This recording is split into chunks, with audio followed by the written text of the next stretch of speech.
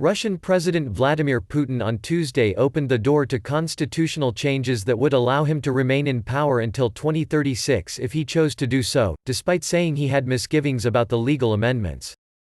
Putin, who in January unveiled a major shake-up of Russian politics and a constitutional overhaul, is required by the constitution to step down in 2024 when his second sequential and fourth presidential term ends.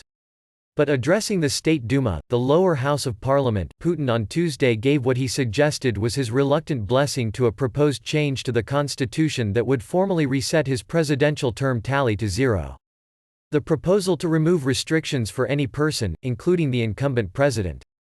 In principle, this option would be possible, but on one condition: if the Constitutional Court gives an official ruling that such an amendment would not contradict the principles and main provisions of the Constitution.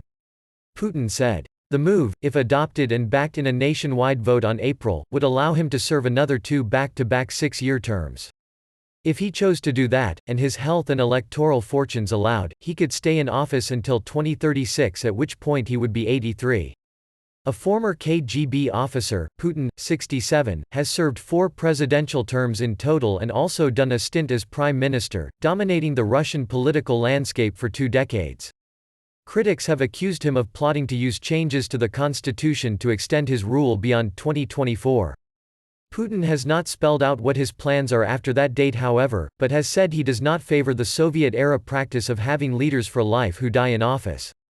Putin appeared before parliament on Tuesday after Valentina Tereshkova, a lawmaker from the ruling United Russia Party and the first woman in space, told parliament she was proposing amending the constitution in a way that would reset his presidential term count back to zero.